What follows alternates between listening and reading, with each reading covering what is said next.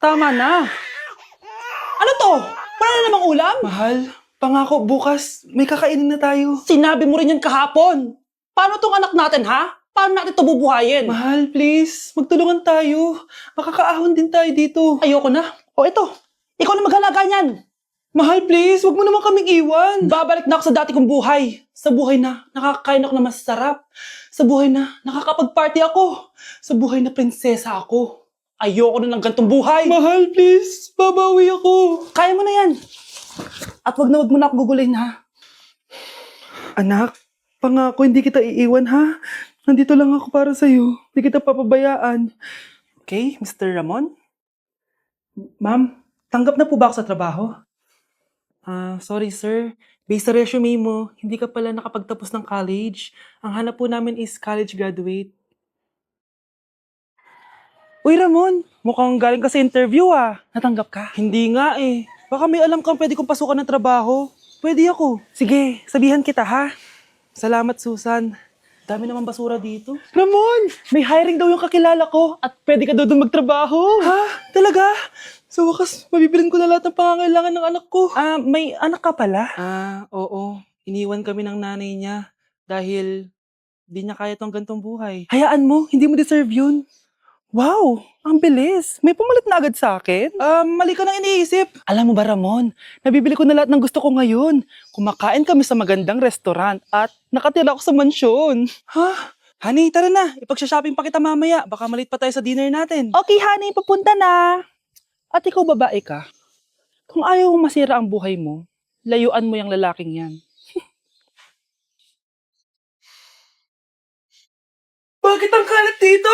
Hoy, maglinis nga kayo. Wala kayong katulong dito ah. Tinatamad ako maglinis, Nay. Ayaw nyo. Bibigyan ko ng 1,000 pesos ang pinakamasipag kong anak. 1,000 pesos? Sige, maglilinis na ako.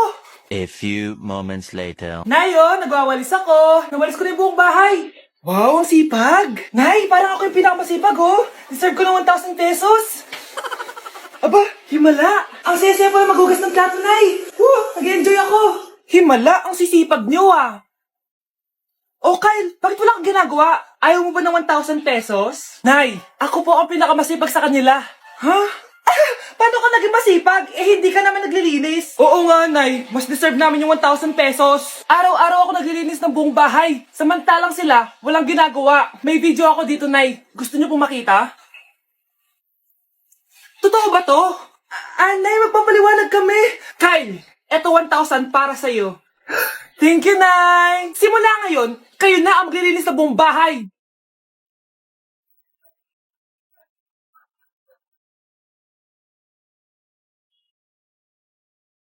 OMG, grabe yung baha, oh! For sure, marami naman nakurakot si Dad. Paldo!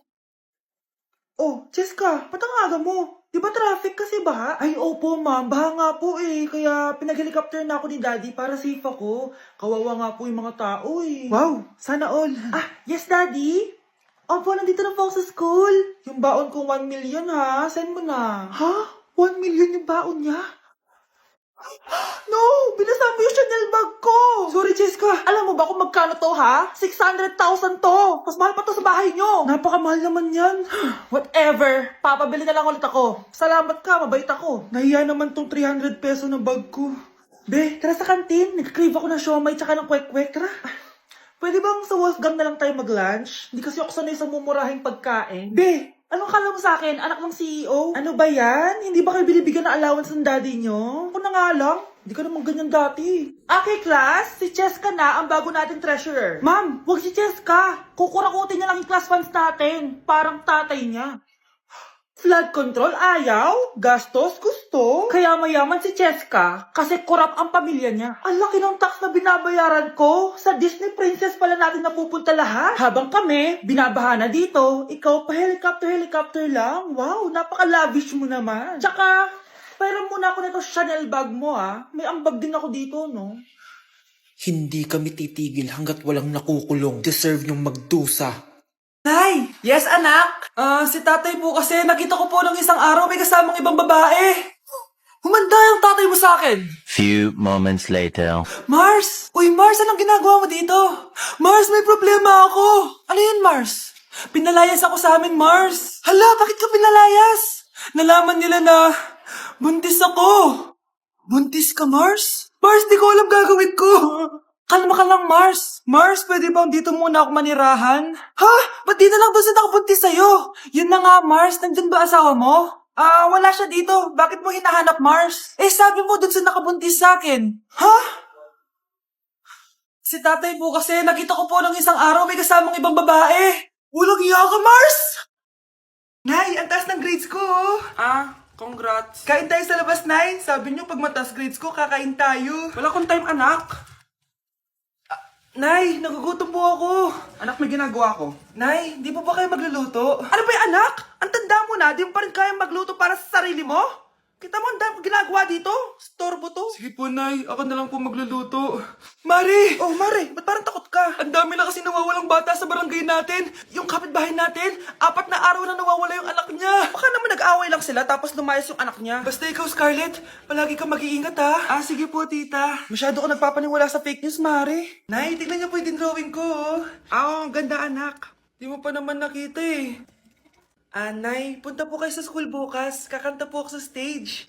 Oo, sige anak. Pupunta ako pag may free time ako. Talaga, Nay? Yay! Uy, Mare, kakanta anak mo ngayon. Hindi ka ba pupunta?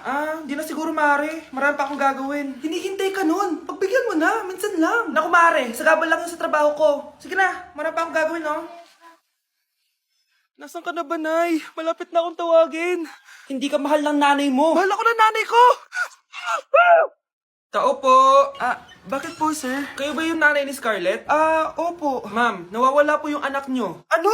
Si Scarlett? Aware naman siguro kayo na maraming nawawalang bata dito sa barangay natin, ma'am. Scarlett? Yung iba, ma'am, hindi na namin nahanap. Napakawalang kwenta mong nanay.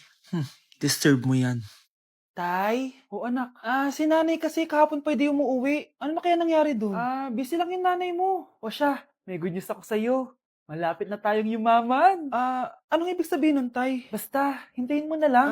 Opo, Tay. Mabibili mo na lahat ng gusto mo, anak. Nasaan na kaya si nanay? The subscriber cannot be Nay, reached. sumagot ka! Please try again later. Anak, may aasikasuhin lang ako para yumaman na tayo. Ikaw mo nang bantay ng bahay, ha? Tay, si nanay kasi ilang araw nang di umuwi. Wala ka pa rin bang balita sa kanya? Scarlett, di ba sabi ko sa'yo busy ang nanay mo? Babalik din yun, huwag ka mag-alala. Sige na, ha?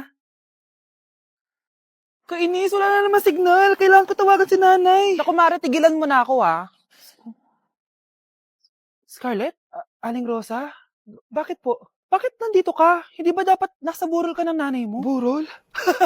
Nagjo-joke ka ata, tita. Buhay pa yung nanay ko. Kakagaling ko lang dun eh. O eto, hindi ba't nanay mo yung nakaiga dyan sa kabaong? Scarlett, anong ginagawa mo dito sa labas? Tay, explain mo to! Bakit nakaburol si nanay, ha? Kaya siguro hindi siya umuwi ng ilang araw?